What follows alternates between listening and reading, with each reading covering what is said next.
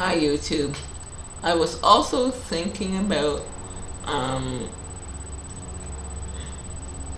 how it would be so good if we took our anger and turned it into love. Instead of having a vendetta against the person that wronged you or something, why not do something nice for that person? Because when you fight fire with fire, all you get is bigger flames. But when you fight fire with water or with love, you, you first of all, the person will be surprised, and second of all, it could go a long way to healing your relationship. I don't think we as a church really understand how powerful and how needful and how healing love can be. We don't we say, oh, love is patient, love is kind, and blah blah blah, but what love does when someone's angry and you come back with love and with kindness, it diffuses the anger. Love is stronger than anger, because what love does, it not only diffuses the anger, it actually heals. So you want your relationship with your family to be healed? Well, just start loving on them. Start loving on them, start caring for them, start being godlike in their lives, and you'll see how um far it will go for your relationship. My second novel, which is coming out sometime this year, is about that very thing. It's about this girl, this regular, no, not regular, this able-bodied girl who meets and marries her favorite celebrity, but then she gets in an accident and she ends up in a wheelchair.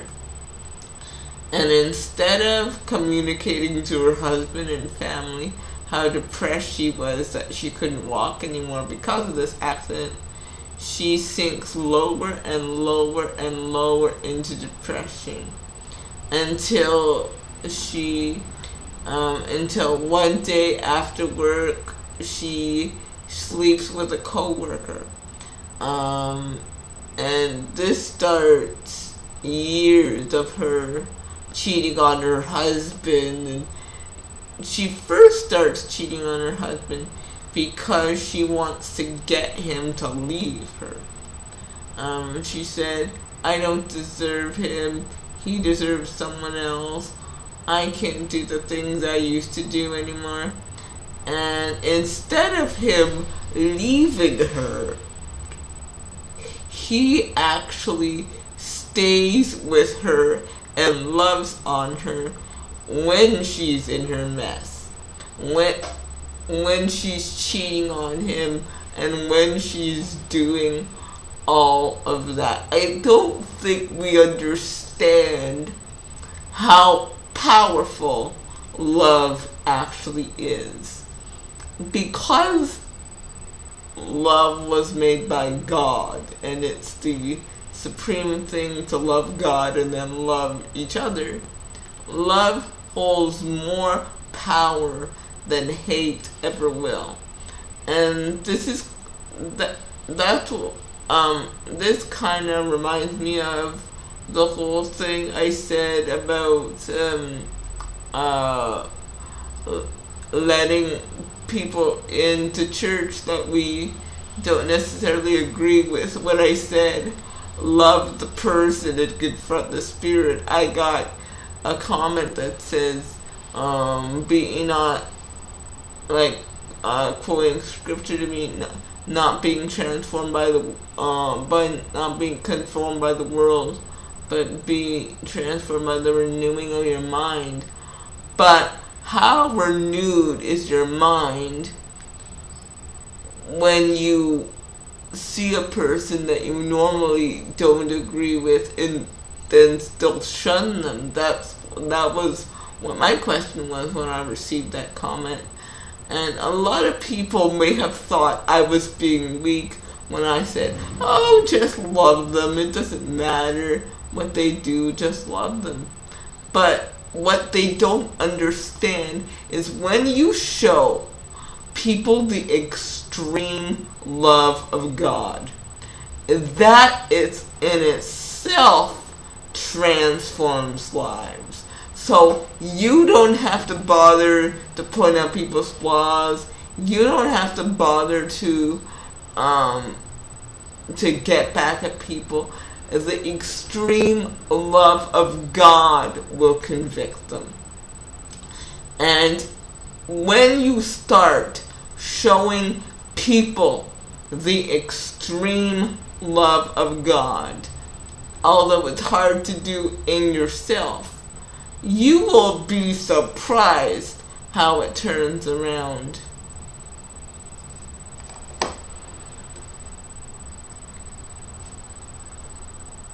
I heard of this story one time. It happened to a bishop. I'm going to say the bishop's name because recently they got into some trouble and blah blah blah, and I don't want people to focus on whatever bishop and whatever trouble he got into, or what he was accused of. The story in itself is remarkable. This bishop said his father was an extreme alcoholic. I mean, would drink all the time and would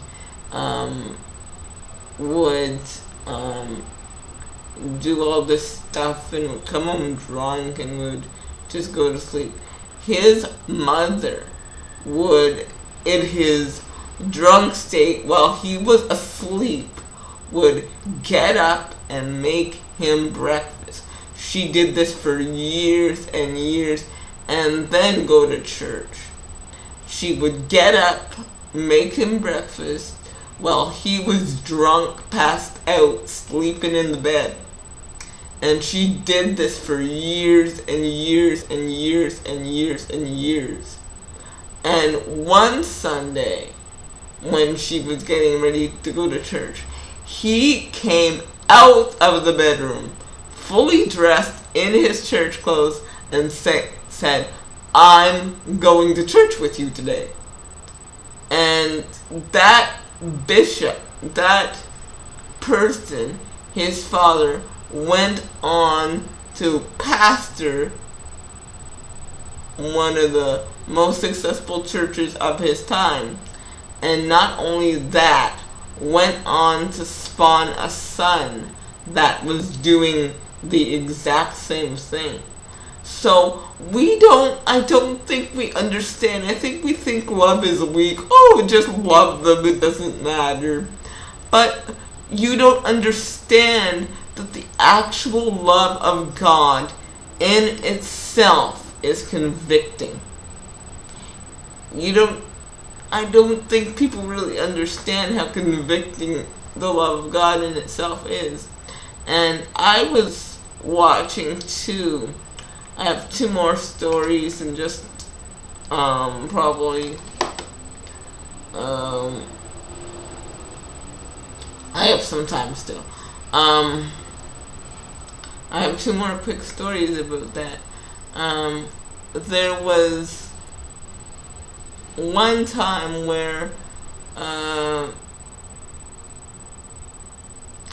it was like, what was it again? It was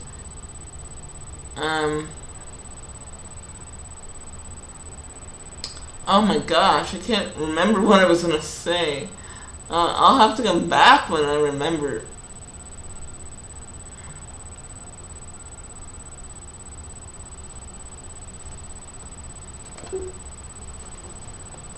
This is so embarrassing, YouTube.